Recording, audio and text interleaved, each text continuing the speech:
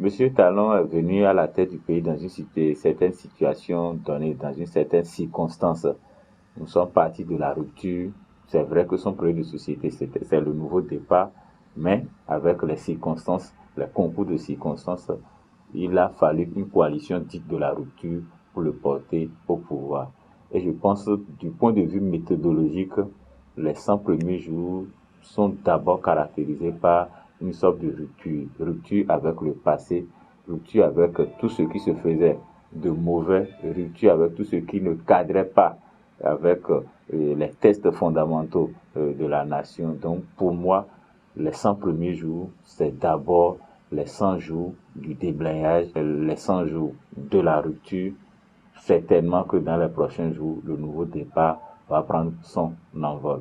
Donc dans ce sens, vous devez constater que par rapport à l'administration territoriale, le régime Talon est allé très vite en appliquant une loi de 1999 et en adoptant par cette loi-là les 12 nouveaux départements, sinon les 6 nouveaux départements, plus des 6 autres qui existaient, ce qui fait aujourd'hui que nous avions 12 préfets, 12 préfectures.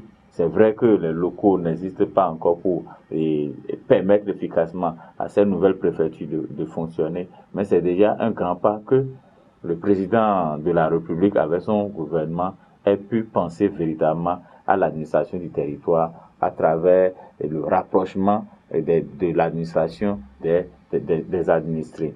Sur la même lancée, vous devez constater aussi que le gouvernement venu à constater des situations a pris possession d'une situation sociale très délétère dans le pays, dont le gouvernement a dû faire le point de toutes ces situations. Vous avez entendu parler de la dette intérieure de l'État, l'épineux problème des concours frauduleux, et là, vous avez vu avec quelle dextérité le gouvernement a su gérer cette question à travers d'abord la mise sur pied d'une commission, laquelle commission a travaillé, et c'est exclusivement les résultats de cette commission-là qui ont été exploités par le gouvernement pour aboutir à l'annulation des 10 concours. Cela dit, le gouvernement a annulé certes, mais le gouvernement offre une autre porte de sortie à tous les candidats, du moins ceux-là qui ne sont pas impliqués dans les fraudes, à reprendre les concours sans payer les droits de quittance, certainement aussi à ne plus produire les pièces et autres nécessaires à prendre part à ces concours-là. Mais le puneux problème que le gouvernement n'a pas encore réglé pendant ces 100 premiers jours, c'est celui de la sécurité des personnes et des biens en République du Bénin. Et tout le monde sait aujourd'hui que le ministre de l'Intérieur doit beaucoup faire pour que cette question soit réglée le plus tôt que possible. C'est vrai d'interdire les actes de vindicte populaire, mais c'est encore mieux de permettre aux populations de vivre en toute quiétude et de sécuriser leurs biens. Disons, la commission Jogbenou se retrouve comme l'épine dorsale de la réforme institutionnelle et politique que monsieur Talon entend imprimer désormais à notre pays. Et au cœur de cette réforme institutionnelle et politique, vous avez la question du mandat unique.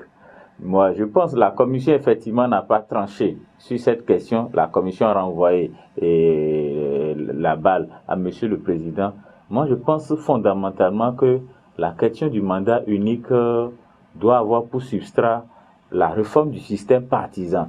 C'est-à-dire, si on ne réforme pas le système partisan, on a beau adopter le principe du mandat unique, nous allons retomber dans les mêmes problèmes.